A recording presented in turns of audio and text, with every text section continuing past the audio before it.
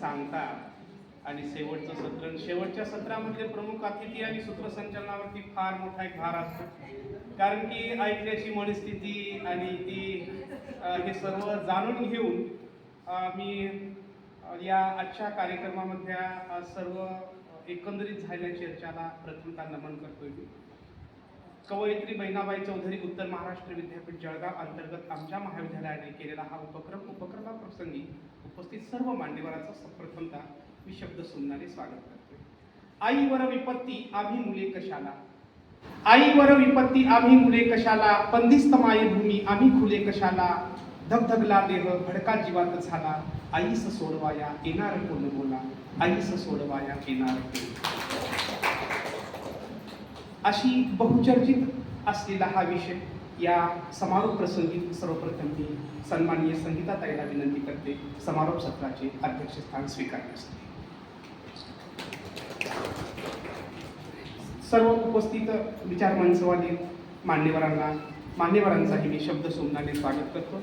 तर आजच्या या समारोप सत्राच्या अध्यक्षा यांचं स्वागत आमच्या सर्व संस्थेमधल्या टीमच्या वतीनं सन्माननीय श्रीमती ठाकरे मॅडम यांना विनंती करतोय की त्यांनी संगीताताईचं स्वागत करावं. तू एज्युकेशन सोसायटीच्या वतीनं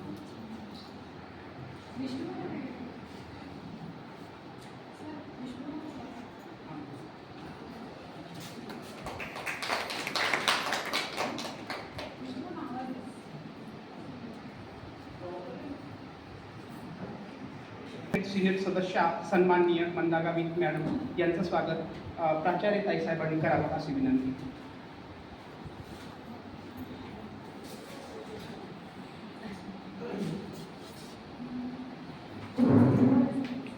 एक दिवसीय बहुविद्याशाखीय राष्ट्रीय चर्चासत्र सर्वांच्या वतीनं त्यांचं स्वागत. तुझा आवाज जन्मास घाल, ओठातला आणि पोटातला तुझा आवाज जन्मास घाल अशी ती हाक देणाऱ्या सन्माननीय सावित्री, ज्या उद्देशाने शिक्षणाच्या प्रवाहामध्ये आणले, खरोखर हा उद्देश सार्थ होतो का? शिकल्या सवरल्याने म्हण एवढंच नव्हे तर स्त्रीची कामं ही सुद्धा नीच दर्जाची मानणारी या ठिकाणची प्रथा परंपरा तू लाथाडताना आज मला गर्व होतोय की उच्च पदावर जाणाऱ्या स्त्रिया स्त्रीच्या काम करताना आज बॅनर लावलं जातं, धुणी भांडी घासण्यासाठी स्त्री पाहिजे, पुरुष का नाही?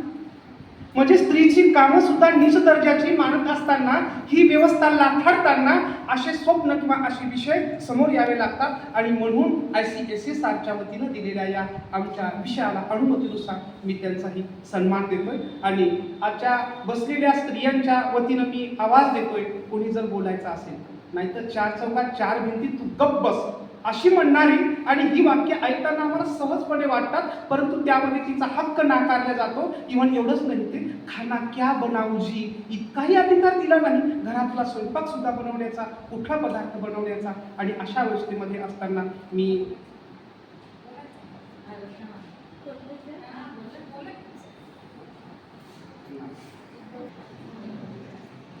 माझं नाव आहे रत्नमाला चिंतामण देवरे आणि मी आपल्या जयश्री गावित मॅडम या माझ्या इयत्ता 11वी आणि 12वीला हिंदी विषयाच्या गुरु होत्या. म्हणजे त्या माझ्या गुरु आहेत, मी त्यांची विद्यार्थिनी आहे. आणि आज मला आनंद होतो आहे की मी माझ्याच मॅडमांच्या कॉलेजमध्ये आलेली आहे. मी जेव्हा सकाळी आली तेव्हा मॅडमांना पाहिलं मला खूप आनंद झाला. मी आधी बॅनरवरचं नाव वाचलं आणि इकडे तिकडे शोधत होते, मॅडम मला दिसल्या आणि ते मागे बसलेल्या होत्या. नंतर माझ्या लक्षात आलं. तर या ठिकाणी हे जे एकदिवसीय राष्ट्रीय चर्चासत्र या ठिकाणी आपण आयोजित केलं होतं, त्याचं नियोजन मी पाहिलं, खूप छान झालं. या ठिकाणी एकंदरच मला नजताई गावितांना भेटायचं पण होतं, पण मला आज हा योग आला त्या निमित्ताने त्यांना ऐकायला मिळालं. मला त्या काय बोलल्या ते एवढं समजलं नाही, पण त्यांची बॉडी लँग्वेज जी होती ती बरंच काही सांगून गेली. त्याच्यातून मी फक्त निष्कर्ष काढले की त्यांना काय सांगायचं होतं. म्हणजे जवळपास 25% समजलं, 75% भाषा काही समजली नाही. पण या ठिकाणी खूप चांगल्या प्रकारे ज्ञानाची देवाणघेवाण झाली. त्याचबरोबर जेवणाची व्यवस्थाही छान होती. आणि या ठिकाणी जे पेपर वाचन झालं तेही खूप उत्कृष्ट दर्जाचं होतं. मला खूप आनंद झाला. एवढं बोलते आणि मी शब्द थांबवते. धन्यवाद. धन्यवाद मैडम। माँ उसी वक्त भी भूखी थी जब खाना नहीं मिलता था। माँ उसी वक्त भी भूखी थी, खाना नहीं मिलता था। माँ आज भी भूखी है, बेटा खाना नहीं देता। माँ आज भी भूखी है, बेटा खाना नहीं देता। या संशोधनाच्या विषयाच्या प्रसंगी मॅडम मी ज्या वेळेला आपला हा विषय तय झाला त्यावेळेला मी अनाथ आश्रमामध्ये स्त्रियांचा अभ्यास, ऐतिहासिक अभ्यास हा विषय घेण्याचा माझा एक मतितार्थ होता, परंतु बऱ्याच काही मुलाखती वगैरे घेणं हा ते एक पॉसिबल झालं, इम्पॉसिबल झालं, त्याच्यामुळे मी माझा विषय वेगळा केला गेला आहे। यानंतर मी विनंती करतोय सन्माननीय मंदाताई मॅडम यांना की आपलं मनोगत व्यक्त करण्यासाठी। धन्यवाद सर। प्रथमतः मी माफी मागते आहे, दिलगिरी व्यक्त करते, मी उशिरा आलेले आहे। नुकतंच GTP महाविद्यालयामध्ये ट्रायबल कम्युनिटी डेव्हलपमेंट कार्यक्रम होता आणि तिथे मी प्रमुख अतिथी वक्ते म्हणून माझी उपस्थिती होती आणि त्यामुळे मी अर्धा कार्यक्रम सोडून पळत आले। पण असं म्हटलं जातं, दाणे दाणे पर लिखा है खाने वाले का नाम, तसंच इथे कुठेतरी माझ्या उपस्थितीमुळे कार्यक्रमाला थोडं विलंब झाला आणि मी खूप खूप धन्यवाद देते आणि खूप ऋणात राहू इच्छिते।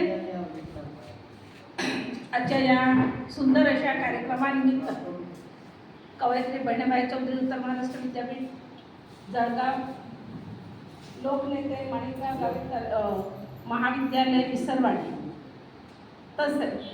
तथा ICSR western regional centre Mumbai यांच्या संयुक्त विद्यमाने आयोजित एक दिवसीय नारी शक्ती चर्चासत्र निमित्त समारोह प्रसंगी उपस्थित असलेले आजच्या या समारोहाचे अध्यक्ष आमच्या भाभीसाहेब की त्या सुद्धा आज नारी अशा आहे की सर्वस्व आहे आणि त्यांच्या प्रेमापोटी सुद्धा आज पूर्ण हात भरलेला असेल अशा आमच्या आदरणीय संगीता भाभी आणि या महाविद्यालयाच्या प्राचार्या तथा माझी जवळची बहीण म्हणेन की एका नारी शक्तीने एक नारी शक्ती काय काय करू शकते अशा या डॉक्टर जयश्री मॅडम तसेच ज्यांनी एक छान संस्कृती सक्षमीकरण करण्याचा एक आदर्श आपल्यासमोर दाखवला आहे अशा चौरे मॅडम, तसेच व्यासपीठावर विराजमान झालेले जगदीश सर आहे आणि विविध महाविद्यालयाचे की ज्यांनी असे शोधप्रबंध शोध निबंध प्रकाशित केले, सादर केले असे माझे प्राध्यापक बंधू भगिनी आणि महाविद्यालयाचे प्राध्यापक नसून हायस्कूलचे, माध्यमिकचे, प्राथमिक शाळेच्या आमच्या भगिनीने सुद्धा सुंदर असं प्रेझेंटेशन केलेलं आहे, एक चांगलं हार्डवर्क केलेलं आहे अशा आणि या महाविद्यालयाचे आमचे प्राध्यापक बंधू भगिनी। खरं म्हणजे मला इथे निशब्द आहे, मी काय बोलू। नारी शक्तीचा एक धमाल झालेला आहे आणि खूप सुंदर। मी फक्त 2-3 पेपरचं सादरीकरण पाहिलं की नारी काय आहे। मी असं म्हणेल एक आधारशिला आहे, एक राष्ट्र उभारणीसाठी एक ताकद आहे, एक शक्ती आहे। एवढंच नव्हे तर ती एक सुंदर संसार वेलीवर प्राजक्ताची फुले फुलणारी एक मालिनी आहे। तिचं कौतुक, तिचा अभिमान आणि मी आज इथे उभी आहे। मी एक स्त्री म्हणून जन्म घेतला त्याचा मला अभिमान आहे। जी जबाबदारीची जाणीव ठेवते, मला हे करायचंच आहे, चित्त चिकाटी आत्मविश्वास याच्याने ते पुढे जातं असा आदर्श आमच्या जयश्रीताईने निर्माण करून दिलेला आहे। तर स्त्रीविषयी बोलायचं सर्व बरेच 3-4 पेपर मी ऐकले, तर त्याच्यामध्ये सगळं बोलून झालेलं आहे, मी काय रिपीट करणार नाही. तर सामाजिक असेल, आर्थिक असेल, कायदेविषयक असेल, संस्कृती विषयक असेल, राजकारण विषयक आहे, सक्षमीकरण याच्यावर महिला सक्षमीकरण याच्यावर प्रबंध पेपर सादर केलेले आहे. पण मी एवढं म्हणेन की मी संस्कृतीचं, माझ्या आदिवासी समाजाचं संस्कृतीचं सक्षमीकरण म्हणताना आपल्यासमोर चौरे मॅडम बसले आहे. तर चौरे मॅडम बसले आहे, एक संस्कृती, आदिवासी संस्कृतीचं सक्षमीकरण करता त्यांचा तो पदर दिसलेला आहे, आपली हा फडकी आहे आणि त्याच्या हातात दागिने आहे, की मला अभिमान वाटतो आहे. मॅडम, खरंच तुम्ही संस्कृती, समाजाचं, संस्कृतीचं सक्षमीकरण करता. एवढंच नव्हे तर तुम्हाला एक उदाहरण देते. नगर जिल्ह्यातील अकोले तालुक्यातील राही पोपोरे एक महिला, अशिक्षित महिला, की तिने जे आपलं आदिवासी पारंपरिक बीज संवर्धन केले आहे, ती शिकलेली नाही. इथे गावी सरांनी म्हटलं मनरेगा आणि महिला त्या पण शिक्षित नाही, अशिक्षित, आणि त्यांना वेगवेगळे पुरस्कार, शासनाचे पुरस्कार मिळालेले आहेत आणि त्याच्यावर उदरनिर्वाह करता येईल. त्यांनी सुद्धा पर्यावरण संवर्धन, की या बियाणामध्ये केमिकल नाहीच, आपलं पारंपरिक जे बी, आता तर पाहायला गेले तर आपल्याला पारंपरिक बियाणं कुठेच पाहायला मिळत नाही आणि त्याच्यामुळे त्यांचं कौतुक करावं. त्यांनी आदिवासी महिला, आदिवासी बियाणे एवढंच नव्हे तर पर्यावरण संवर्धनासाठी त्यांचा मोठा हातभार आहे. त्यांचं मला मी सादर प्रणाम करते, वंदन करते आणि त्यासुद्धा एक सक्षमीकरणाचा एक मोठा वाटा उचललेला आहे. त्याच्यानंतर एक चव्हाण मॅडम, कोणीतरी सांगितलं हुंडा, अत्याचार, स्त्री भ्रूण हत्या, हे आज ह्या एक महिलांच्या इश्यूज आहे, समस्या आहे आणि त्यांना आळा घालणे काळाची गरज आहे. आपल्यासारख्या महिलांनी पुढे येऊ. पण मी आवर्जून सांगेन, माझ्या इथे विद्यार्थिनी होत्या, आदिवासी महिला आहे, आमच्या विद्यार्थिनी होत्या, की एक समाजामध्ये मुलगी जन्माला आली, भ्रूणहत्या होते आहे, मॅडमने सांगितलं. पण मी आवर्जून सांगेन, माझ्या आदिवासी समाजामध्ये स्त्री भ्रूणहत्याचं प्रमाण नाही. कारण मुलगी जन्माला आली असं म्हटलं जातं. मी काय भेदभाव करत नाही, पण माझं जे अनुभव आहे ते सांगते की मुलगा हा वंशाचा दिवा आहे. पण आपल्या आदिवासी समाजामध्ये मुलगी जन्माला आली तर तिचं स्वागत केलं जातं. ही मुलगा वंशाचा दिवा, पण ही पणती जी आहे ती दोघं घरी प्रकाश देते. तर जन्माचं स्वागत केलं जातं आणि समाजामध्ये दहेज पद्धत नाही, हुंडाबळी होत नाही, भ्रूणहत्या होत नाही, अत्याचार, सासू सुनेचं जे भांडणे आहे ते मला तरी अजून पाहायला मिळालेले नाही. सासू एवढ्या शांत असतात, भांडणे होत नाही. तर हे एक समाजामध्ये महिलांच्या बाबतीत हे एक सक्षमीकरण आहे असं म्हणायला काय हरकत नाही.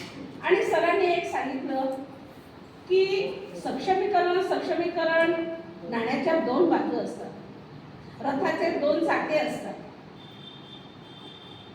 तर याच्यामध्ये सरांनी सांगितलं, सर अगदी बरोबर आहे, राजकारणामध्ये असक्षमीकरण होत आहे. कारण आरक्षण हे 33% आहे.